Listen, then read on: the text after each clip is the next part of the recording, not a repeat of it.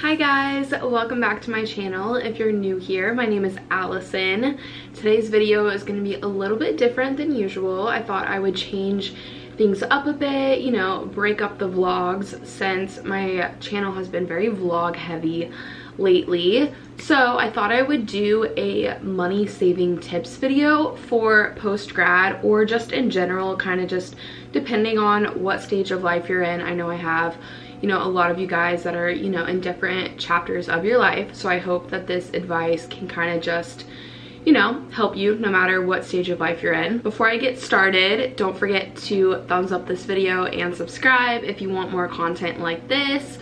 And I'll leave my Instagram right here and link down below as always if you're interested. But as many of you know, I am post-grad. I did graduate from college this last May, so it's still very fresh and I'm still, you know, adjusting to things. But something that's really major when you graduate is finances. A lot of people have student loans coming in, or, you know, they're looking for a job, going, you know, job searching, so things are usually a little bit tighter and people are being more money conscious and just conscious in their spending in general. So I thought I would compile some tips for you guys that, you know, have helped me, things I do personally that make a difference. First thing I want to touch on is the Acorns app. I actually heard of this a long time ago, I believe from Lindsay Hughes, when I was watching one of her money saving tips videos, and I've been using it ever since. It makes such a difference,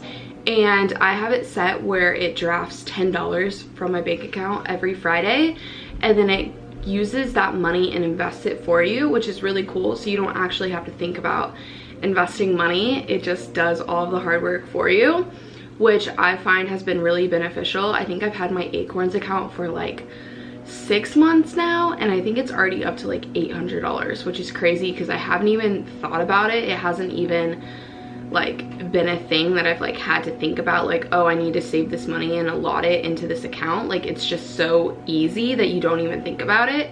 And $10 every Friday honestly feels like nothing. You can change the settings to draw out as much or as little as you want per week or per month, which is really cool. And then I also have on this feature where you can save the change. So a lot of banks actually offer it where you can, every time you spend money, you can use the change and it'll go towards your savings. But for Acorns, I just have it connected to my account. So anytime I spend money, it drafts the remaining change from that last dollar amount, if that makes sense, and it puts it into my Acorns account. What I really like about that is that the money is separate, so you can't really see it on a daily basis unless you're consistently checking it. But it's a lot easier to, you know, accumulate more money because you're not seeing it constantly, and it's not easy to just like transfer it out. I highly recommend the Acorns app. It's not sponsored in any way. I just convince everyone I know to get it because I feel like it makes such a difference. I'll have a link down below. They have like a code, so if you sign up through someone else that already has it, then you get like $5 free invested. Obviously I don't make any money from that, but I thought I would share it with you guys. So it'll be down below if you're interested. Okay, my camera died, so hopefully it didn't move too much in this clip. My next tip would be something that I've done for as long as I can remember. Usually in a typical job, you get paid once a week, once every 2 weeks, once a month. Most of the time I think it's once every 2 weeks. But something I've done for the longest time as I've started making my own money is as soon as I get paid, I pay the bills that I haven't paid yet for that month. So if I get paid every 2 weeks, then the first paycheck I get, I will pay as many of my bills as I can, just to get them out of the way, and then I'll leave just, you know, a little spending money in my checking account, obviously for living. But I try to get as much of my bills out of the way as I can, and if you can do that all in one paycheck, even better, because then your second paycheck can be put towards savings or, you know, certain things that you've been wanting, that kind of thing. I think a lot of people just will get paid and then they'll just leave it in their account, and then they'll pay all their bills at the end of the month or beginning of the month. And that has never worked for me, because if I see that allotted money in my checking account, I'm gonna spend it. So I'll get to my next point, which will go into that, because I don't leave all of my money in my checking account. I budget it specifically. So when I have leftover funds, you know, against that allotted amount, so basically I keep an allotted amount in my checking account. And when I have additional money over that allotted amount and I've paid my bills and, you know, I've purchased the things that I need to purchase, then I move that additional funds on top of the funds that I just keep in my bank account. I move that into my savings so I don't touch it.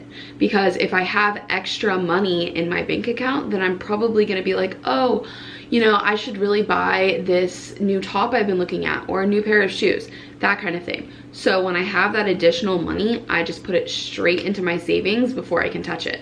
This helps me personally budget myself and keep things organized and into sections. And I find that it really works for me, but like I said, this is just what works for me.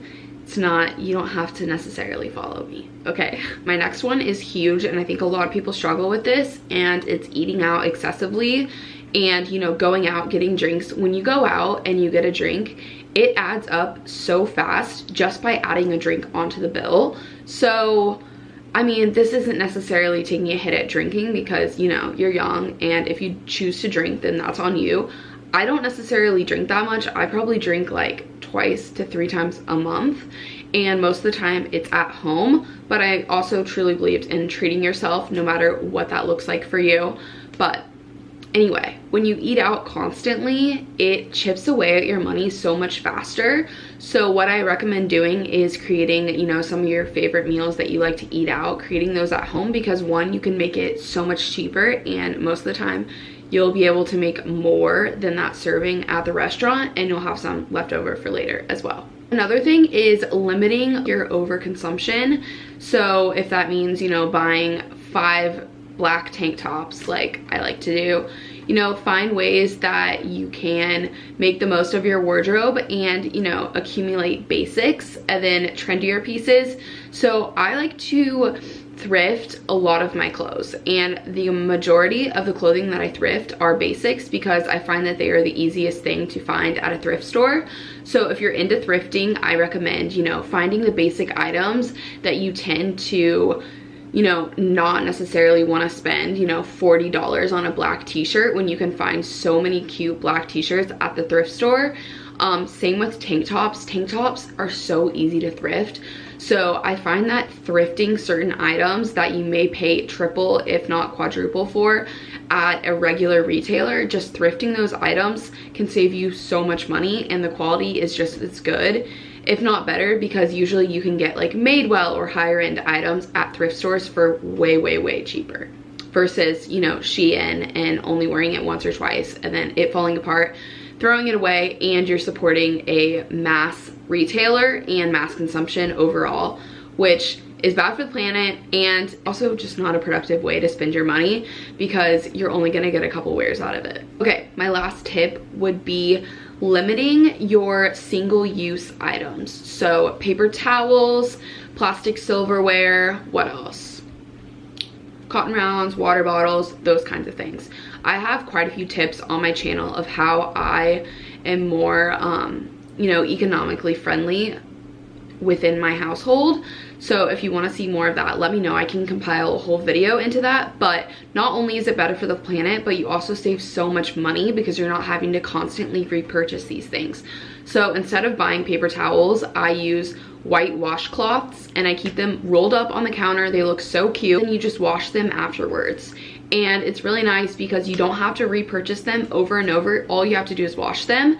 And I don't know, I think they're better than paper towels, especially when you're cleaning countertops. Like, it just works so much better just to have a rag, and you don't have to consistently purchase it over and over again, and you're also not throwing out waste. I also use reusable cotton rounds, which are so beneficial because the same thing, you use them and then you wash them, and it's a whole process and you don't have to continuously purchase them. I know they're not that expensive, but over time they do add up, and if you purchase a reusable product one time, you don't have to buy it again, ever.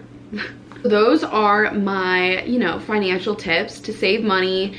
I guess be more eco-friendly, which I guess kind of ties in if you really think about it. I hope you guys enjoyed this video. It's definitely different than videos that I usually film, but let me know if there's anything I left out, anything else you want me to include, any other videos you want me to make on this topic. Don't forget to subscribe, and I will see you guys in my next video.